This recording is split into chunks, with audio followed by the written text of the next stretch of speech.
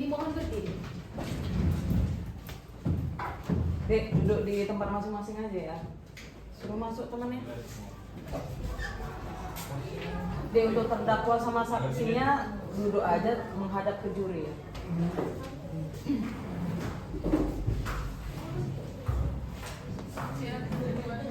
Ya.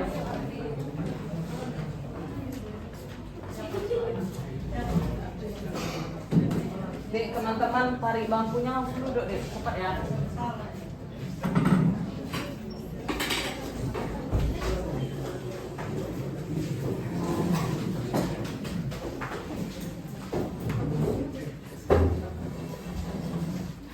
Tarik aja deh bangkunya itu.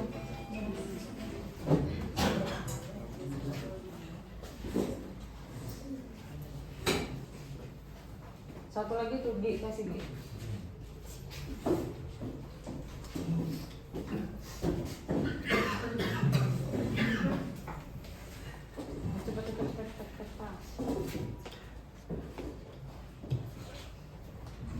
Oke, assalamualaikum warahmatullahi wabarakatuh. Waalaikumsalam warahmatullahi wabarakatuh. Tim dengan kode A2 memperoleh waktu 1 jam 21 menit 37 detik dan mendapatkan golden time dengan 100 poin. Tepuk tangan. Selanjutnya adalah agenda penjurian verbal kepada Dewan Juri Kak Suci Aprilia Adaha, Kak Suci Adaha Priyanti Sinaga SH. Assalamualaikum warahmatullahi wabarakatuh. Waalaikumsalam warahmatullahi wabarakatuh. Ayo senyum dulu semuanya. Jangan tegang kali, udah selesai. Beri tepuk tangan sekali lagi untuk diri kalian. Baik, mau tanya dulu nih sama adik-adik semua yang semester 2 siapa? Gak ada? 4? 6? Oke, baik 8 nggak ada nih? Nggak ada ya. Baik, mungkin tadi ada trouble sedikit ya di PP-nya ya. Kenapa laptopnya? Habis baterai. Itu biasa dalam persidangan juga sering trouble. Seharusnya bisa inisiatif ambil charger kayak atau gimana, atau misalnya ada di handphone, ambil handphonenya PU 1 bisa lari keluar karena di PU yang menghadirkannya. Jadi hal-hal yang kayak gitu pasti terjadi, apalagi di persidangan ini teknis-teknis itu pasti terjadi. Baik, secara keseluruhan sangat baik. Kalian sudah menunjukkan penampilan yang terbaik. Secara pembuktian sudah ada hal-hal yang memenuhi unsur-unsur sesuai dengan yang didakwakan. Lebih terlihat lah, dan kalian di sini pembuktiannya berimbang dari PU dan juga dari penasihat hukum. Nampak jelas seharusnya ini majelis ini pusing nih nentuin putusannya gimana. Tapi sebenarnya masih ada hal-hal yang kalian lupakan gitu. Ini kan tadi ada ahli pidana yang dihadirkan dari PK. Udah jelas nih dia jelaskan unsurnya apa aja. Setiap orang tanpa hak atau melawan hukum. Nah ini nggak ada kalian apa yang ininya buktikan. Kan kalau membuktikan dia tanpa hak melawan hukum apa perbuatannya itu melanggar undang-undang. Yang diatur di undang-undang itu apa deh? Tidak ada izin, harusnya ada izinnya. Ada ditanyakan nggak? Nggak ada kan yang menanyakan terdakwa ini ada izinnya nggak? Nggak ada kan? Nah itu harus ditanyakan untuk perkara narkotika, itu penting. Kemudian ini tadi jelas nih udah saksi, bagus banget nih saksinya si Meisya. Siapa namanya dek? Jihan, bagus banget dijelaskan. Sayangnya kenapa kalian hadirkan dia terakhir? Seharusnya dihadirkan di awal. Jadi yang lain itu tinggal ngikutin apa yang udah dibuktikan. Dia yang buat terang pidananya, gitu. Kalau yang saksi 1, 2, 3 itu seharusnya di setelah Meisya. Kenapa? Karena udah jelas nih di Meisya. Yang lain tinggal nambah-nambah bumbu-bumbunya aja gitu. Nah di Meisya udah jelas dia bilang saya disuruh loh sama terdakwa, oke dapat menyuruh melakukannya, tapi nggak dapat kualifikasi mana yang didapatkan. Apakah dia si terdakwa ini membeli? Tadi kan apa di unsur 1.4 membeli, menjual, menjadi perantara dalam jual beli. Yang mana terdakwa ini? Nah itu yang nggak ada. Seharusnya itu yang ada, ya itu seharusnya lebih matang. Nah kemudian golongan 1 yang beratnya melebihi 5 kg, beratnya berapa? 56 kilogram. Itu dibuktikan dengan apa? Penimbangan itu nggak bisa yang uji lab. Beda penimbangan yang uji lab sama yang untuk ditimbang di awal. Biasanya itu ada lembaga khusus, contohnya Pegadaian atau BNN langsung. Itu baru. Dan itu dibuktikan dengan apa? Surat. Surat itu harus dibacakan sama PU. Nah, oke lah, udah dihadirkan ahlinya menjelaskan bahwa itu metamfetamina ya kan, udah jelas nih kan, udah terbukti nih berarti. Tapi bukan semua barang bukti itu, ini pengetahuan kalian ya, bukan 56 kilo ini dibawa semua sama dia, enggak. Jadi 56 kilo ini disisihkan berapa gram? Itu pakai penimbangan dan dilabelisasi. Yang ditimbang lagi dan diuji lab itu yang disisihkan. Sisanya bisa itu biasanya kalau dari 56 kilo itu banyak itu dimusnahkan. Ya, begitulah konsep pembuktiannya seharusnya kalian bangun. Nah, itu untuk membukti salah satu tempatnya. Pabeannya di mana? Tadi memang udah jelas. Seharusnya impor barangnya dari negara lain. Negara mana? Tidak ada kalian jelaskan. Dari negara lain. Kemudian masuknya dari mana? Dari Belawan. Kemudian dibawa kemana? Itu harus jelas rujukannya. Itulah dia membuktikan peristiwa pidana itu. Seharusnya demikian. Ya. Jangan hanya dia nggak ada loh, ini nggak ada, yang ini ada loh tuh barang, enggak, bukan hanya sesederhana itu untuk membuktikan, ya. Itu untuk terkait dengan pembuktiannya. Kemudian dari kualifikasi dalam tuntutannya itu, tadi kalau di tuntutan tadi ada dibilang ada denda, tapi nggak dibuat dari pengganti dendanya. Kalau di putusan udah jelas, tapi dalam amar itu salah sebenarnya bahasanya. Gimana coba hakim ketua majelis tadi?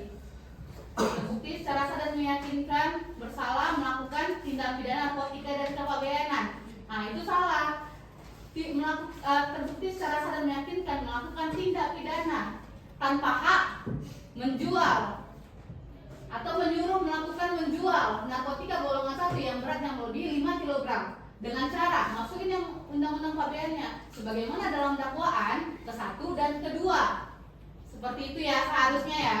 Jadi nggak bisa sembarangan buat kualifikasi itu seperti itu tadi. Terus dimasukkan lagi karena ini kualifikasi kumulatif, maka ditambah itu seharusnya dipertimbangkan di atas, bukan di amar.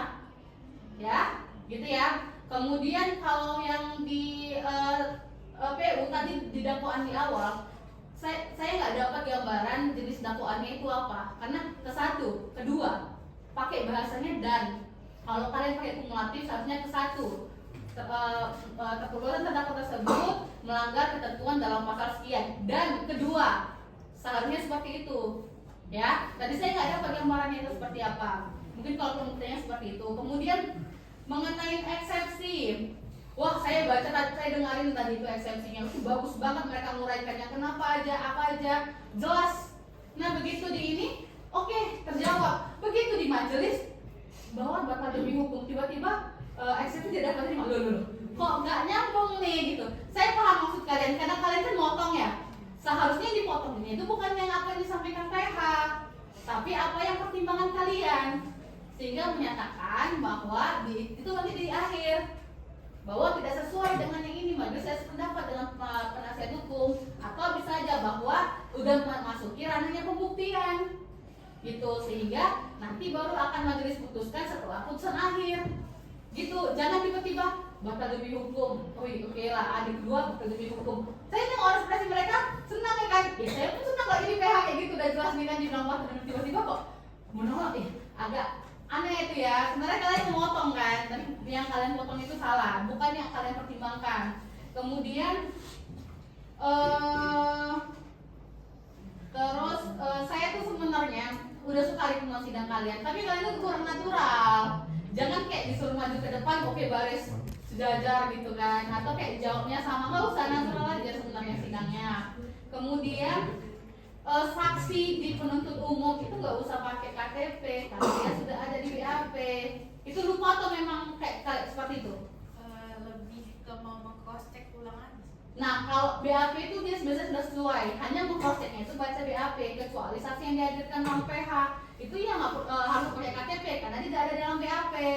Nah ini ya pemahaman juga, saksi yang dihadirkan PH itu yang biasanya di luar dari BAP. Tadi kan ada cross check saksi dari PH BAP-nya, itu sebenarnya keliru sih gitu. Saya tidak menyalahkan, mungkin pernah ada tapi saya belum pernah mendapatin seperti itu. Kemudian tanyakan yang memiliki hubungan darah sama semenda itu di awal sebelum sumpah. Jangan disumpah dulu baru ditanya, itu salah. Sama halnya seperti saksi istri tadi siapa? Nah, istrinya itu dia selalu didengarkan kehadirannya, keterangannya sebagai saksi kalau misalnya PU nggak keberatan. Nah, jangan PU-nya pun ini PH-nya pun selalu aja, nggak bisa ya diperiksa ini. PH-nya harusnya ngebantah. Itu kemudian pertanyaan mengenai BAP seharusnya itu pada saat saksinya duduk ditanya keterangannya masih sesuai dengan BAP atau tidak, itu yang ditanya sebenarnya. Nggak usah di-cross check lagi tanda tangan ini segala macam, yang penting dia menyatakan pernah diperiksa di penyidik kepolisian, keterangannya masih sesuai atau tidak, itu saja udah cukup. Kalau masih sesuai, oke, hakim bisa bertanya sesuai dengan BAP. Tapi kalau ada yang berubah, ya bagian mana yang berubah, atau ada yang dia mencabut keterangannya di BAP itu bisa, ya. Kemudian pada saat konflik itu hakim kan punya palu ya. Jadi kalau ini ribut, ketok aja palunya gitu. Jadi kalau jangan semuanya ngomong, malah peradilannya hilang. Ya jangan hakim nonton ini aja, ini bantah, itu jangan seperti itu ya. Kemudian tadi surat-surat tadi itu harusnya dibacain ya, walaupun bukti surat sama barang bukti itu dihadirkan di persidangan, letak di situ. Pada saat dibilang narkotika, ini narkotikanya, tunjukin. Iya benar, barang thrifting yang dijual. Apa yang dibilang ada baju, ada sepatu, mana barangnya, tunjukin. Ini saksinya, ini saksi. Seharusnya PU aktif, hakim pun aktif terkait dengan menunjukkan barang bukti. Jadi konsepnya barang bukti yang dihadirkan di persidangan itu harus jelas sebagai apa dan bagaimana, kenapa? Karena dipertimbangkan nanti sama hakim dalam putusannya, ya. Gitu. Jadi hakim juga harus aktif nanya, ini buktinya dipakai untuk apa, ini buktinya untuk apa gitu. Termasuk handphone sekalipun kalau disita, handphonenya ini apanya korelasinya dijadikan sebagai bukti ya. Kemudian itu aja deh, nanti yang lain kakak uraikan dalam ini ya, bisa dibaca ya. Selebihnya kalian udah cukup keren. Dari segi pembuktian, kalian sudah membuktikan unsur-unsur yang dilakukan. Oh sama ini satu lagi, kalian pakai Undang-Undang 1 2023 pada sidang kalian 2024. Seharusnya kan buat sidang kalian 2006, atau kalian bilang aja di awal, di opening, kami sebagai bahan untuk pembelajaran kami menggunakan ini, jadi tahunnya tidak sesuai dengan penerapan KUHP gitu, seharusnya disampaikan. Jadi kami pun nggak bingung gitu ya. Itu aja, terima kasih. Tepuk tangan untuk kalian. Baik, terima kasih Kak Suci atas pendiriannya. Selanjutnya kepada Dewan Juri Pak Fauzian Sarsibarani SMH, Pak, saya persilahkan. Assalamualaikum warahmatullahi wabarakatuh. Waalaikumsalam warahmatullahi wabarakatuh. Terima kasih Dewa. Beberapa apa yang sudah disampaikan sama Kak Suci dengan teman-teman lagi. Yang pertama saya mau sampaikan bahwa di dalam sistem peradilan pidana kita ya, atau criminal justice system, hakim itu kan orang yang terakhir ya, yang tahu ada suatu peristiwa ya setelah pelimpahan berkas dari JPU atau dari jaksa. Nah, cuman memang beberapa tadi juga sebelumnya juga ketika saksi dihadirkan oleh JPU, saksi yang dihadirkan oleh terdakwa yang untuk meringankan terdakwa dalam rangka pembelaan penasihat hukum, tapi hakim selalu yang di luar bertanya. Bukan salah sih, nggak apa-apa gitu kan, tapi biasanya harusnya kalau dia saksi yang dari JPU, ya JPU dulu bertanya, baru kemudian digali. Karena memang kan hakim kayak kata Kak Suci, apalagi pidana kan harus aktif yang mencari kebenaran. Tapi biar dulu, karena ini saksi yang dari JPU dulu bertanya, baru kemudian majelis. Begitu juga dengan saksi dari penasihat hukum, apalagi kalau saksinya itu ada saksi yang meringankan, ya kan?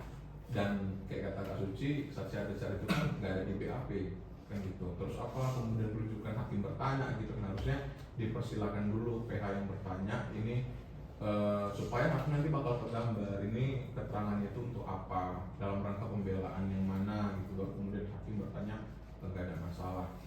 Nah terus kemudian khusus untuk saksi-saksi atau ahli yang dihadirkan oleh penasihat hukum, hakim itu harus bertanya ini saksi ini menerangkan untuk apa.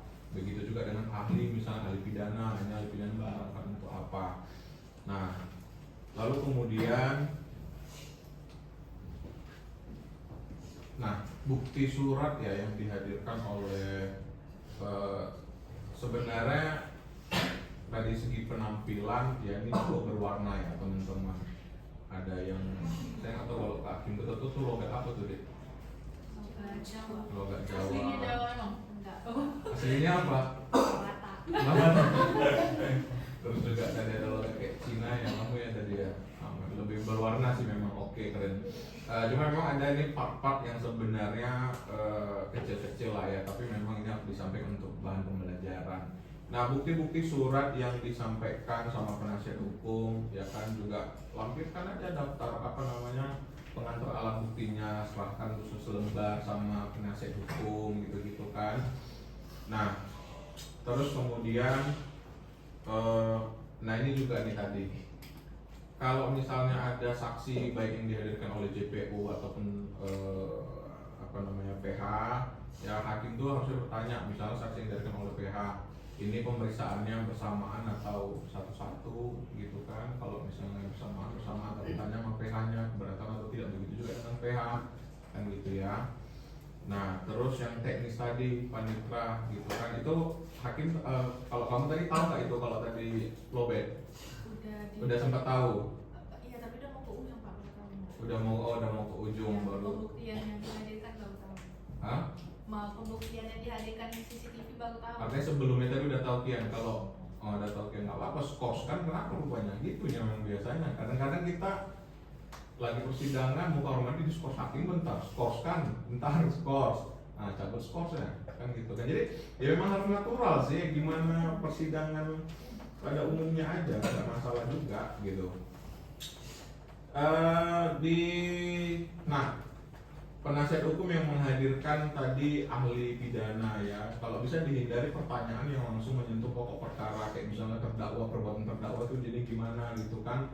Terus sama menyentuh juga tadi si saksi si Mesia gitu kan, ditanyakan sama si ahli kan gitu kan. Jadi lebih kepada kalaupun misalnya kayak mau bangun seperti itu, buat contoh aja kasusnya gimana gitu, misalnya seperti ini menurut ahli gimana kan gitu ya. Meskipun ahli yang kalian hadirkan kan secara sumpah kan dia harus netral ya, artinya kan karena kan yang diuji di situ kan keilmuannya kan gitu ya. Nah di pledoi catatan saya harusnya permintaan di pledoi itu yang pertama itu menerima nota pembelaan dulu untuk seluruhnya, jangan langsung menyatakan terdakwa tidak bersalah gitu. Jadi poin satunya itu menerima nota pembelaan untuk seluruhnya. Nah hakim catatan saya selain tadi apa yang disampaikan Kak Suci dalam amarnya, tadi kan ada juga tuh beberapa hal menyampaikan pertimbangan-pertimbangan. Jangan lupa juga sampaikan apa hal-hal yang meringankan, apa hal-hal yang memberatkan terdakwa sebelum masuk ke amar. Itu kan biasanya itu ada tuh di atas, di bagian atasnya. Itu aja, selebihnya udah oke, udah mantap ya, tinggal ya pantas sih masuk 4 besar. Demikian, assalamualaikum warahmatullahi wabarakatuh.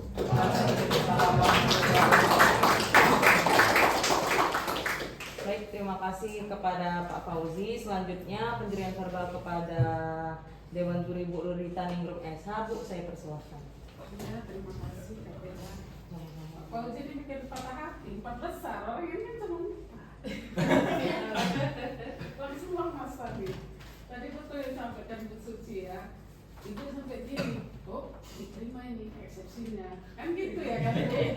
Apa ini nanti model persidangan ini kalau diterima dibalikkan lagi udah situ nih kan? Rupanya dipenggar, yakin saya dipenggar. Jadi sebaiknya sih memang pemilihan sebaiknya gini lah, kalian nonton sidang lah gitu, nonton sidang terus nyusun gini.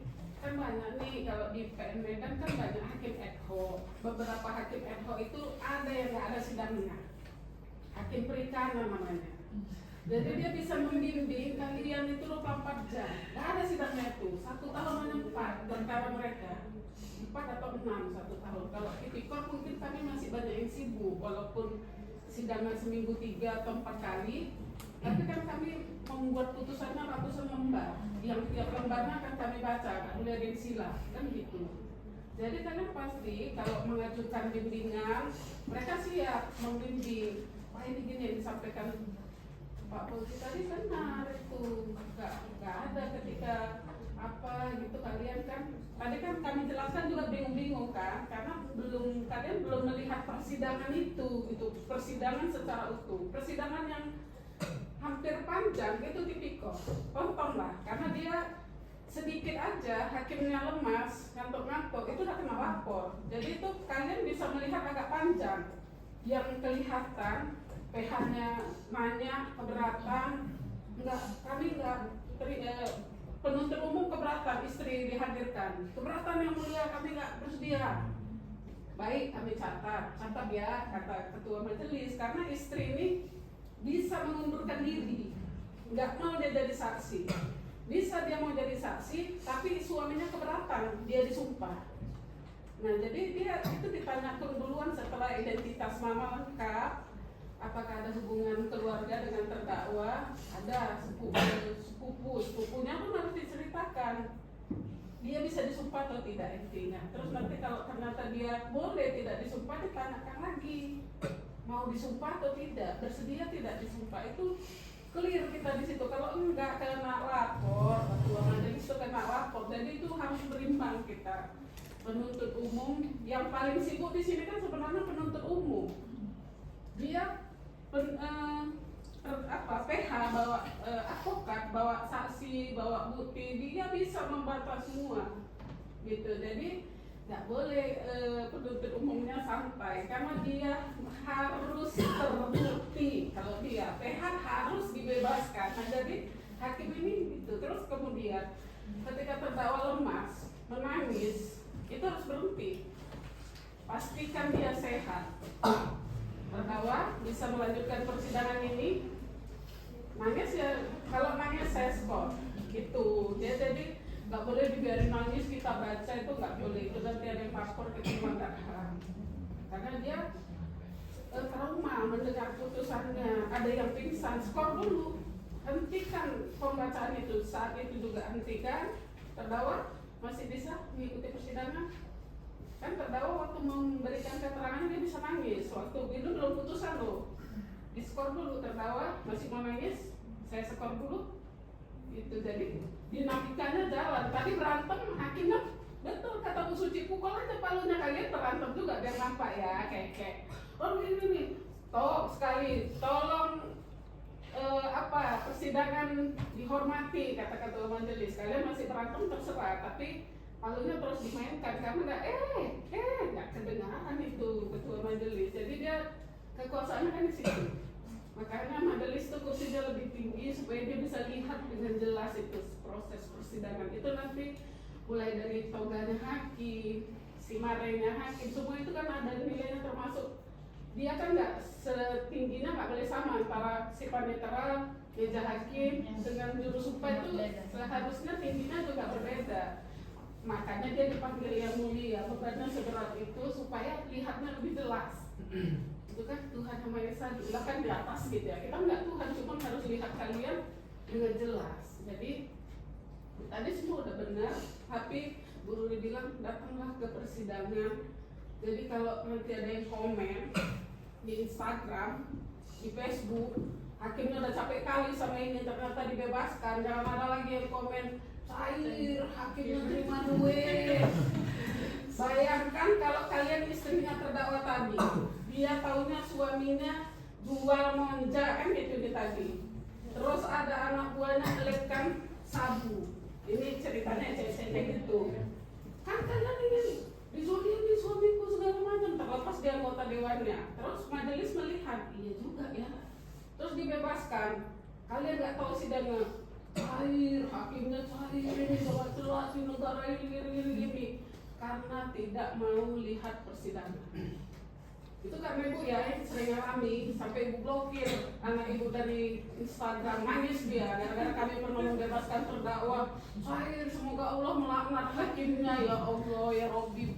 Bayangkan bapak kita terdakwanya, karena pada umumnya tipikor ya, pasti PNS atau pengusaha, semuanya orang terpelajar yang kemungkinan orang tua kita. Jadi rajin-rajin nonton sidang, gitu luang buat kalian komunitas nonton sidang. Iya, kenapa? muncul keinginan jadi hakimnya, muncul keinginan jadi jaksanya. Kedua, baju abang tadi udah mirip apa? Pegawai PN. Itu warnanya Bang, pegawai PN kita ya kan.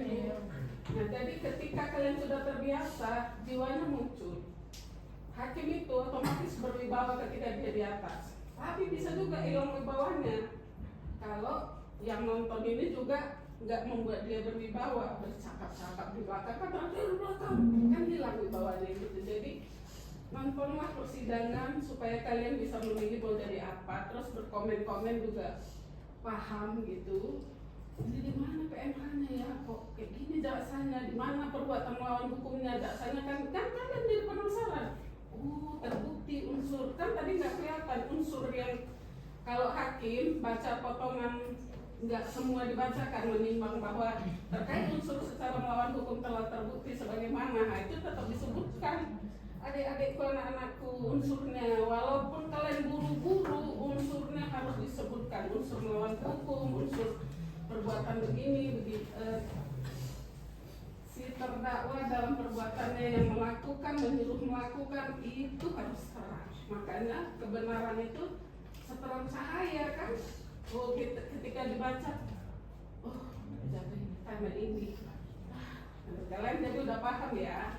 Pokoknya kalau tadi udah keren ya, kalau ibu apresiasi ya penampilannya, penglihatan apa ya, posisi ya, jadi yang hakim menjaga wibawa kali ya kan, penasihat hukum, kalau cincin berpoji tadi kan,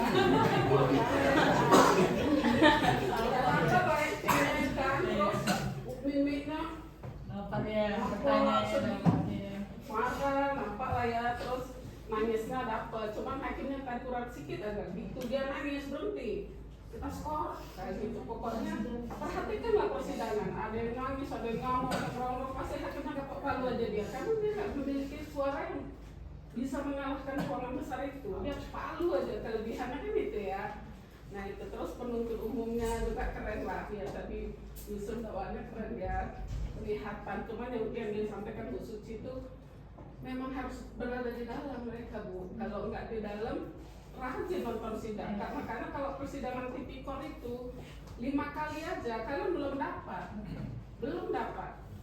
Kenapa? Karena saksinya itu paling sedikit, kepala desa 13 saksi. Kepala desa itu 13 saksi. Yang kepala desanya udah pasrah. Yang penasihat hukumnya pos baku. Itu udah pasrah, jadi hukum berapa pun bebas. Kalau penasihat hukumnya dari kantor bla bla bla, berarti ada perlawanan. Selain 13 pasti dia bawa bukti apa, saksi meringankan. Nah kalau kalian nggak nonton ini, minimal saksinya penuntut umum 3, terus nanti ahli sekali, dari apa sekali nggak dapat. Kalian kalau udah nonton itu terus kalian rimang-rimangi, terbukti. Nggak usah perlu kalian tunggu putusan, terbukti pasal 2 ini. Begitu, karena pertanyaan jaksa akan mengalahkan. Dia kan punya pasal 2. Sebenarnya di resume ada kelihatan, kalian mau dihukum pasal berapa, terdakwa. Cuman dia akan mengarahkan unsur itu. Tadi kan nggak kelihatan, yang malah kelihatan dari sana. Iya, betul. Ahlinya sana keren gitu. Ahlinya Pak JPU sebagai JPU ini nggak berusaha memunculkan unsur, terbukti unsur ininya Pak dengan perbuatan ini gitu. Betul tadi kata Bang Fauzi, nggak boleh dalam terdakwa ini berarti udah pro ahlinya, nggak boleh. Jadi contoh Pak, kalau ada perkara gini-gini gimana? Padahal perkara kalian, tapi kalian harus contohkan. Itu tadi maksudnya Bang Fauzi. Jadi nggak boleh kalian tanyakan kasus kalian kepada ahli, tapi umpamakan kasus lain. Seandainya Pak ada pemilik toko gini-gini, gimana menurut ahli? Itu nggak boleh. Kalau dia gitu dia bukan ahli lagi, tapi fakta.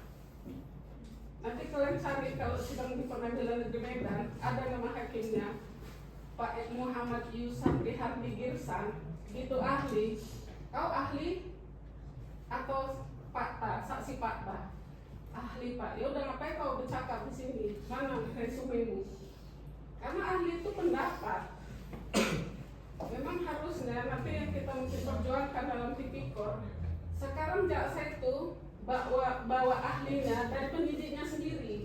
penghitungan kerugian negara dari internal sendiri boleh, tapi dia harus bawa ahli lain menilai perhitungan ini gitu. Jadi nggak boleh Bang, itu dia udah jadi, kau pelajari KUHP nomor sekian kata hakimnya, dibilang nanti lo pelajari kau KUHP nomor sekian sama lawyer sama JP, cari namanya Pak Muhammad Yusafri Yusafri Harbibirsan, KUHP kami. Kalian nanti akan tahu apakah ada bantahan, tangkisan, yang gitu-gitu kalian akan dapat dalam persidangan Tipikor Medan. Bang Fauzi tadi bilang kalau di Pengadilan Negeri Medan cari, nanti kalian tahu hakim yang menerapkan KUHP kali, terus hakim yang lebih santai, hakim yang perspektif perempuan kali, ada semua lengkap di situ karena itu mantan ketua. Di Pengadilan Negeri Medan hakim karir yang mantan ketua semua kumpul di sana. Jadi kalian udah di intinya di Medan ini. Nanti Bu Suci ini entah berapa tahun lagi baru bisa ke Pengadilan Negeri Medan. Lama masih ada prosesnya. Kenapa? Karena di sana udah harus minimal ketua kelas 1A. Iya, kelas 2. Kelas 2, 1B habis itu. kelas 1B baru. Iya, ke 1 khusus. Nanti pada dari situ bisa dia jadi hakim tinggi atau malah jadi ketua kelas 1A khusus di tempat lain. Gitu. Oke ya, selamat, keren, tetap semangat.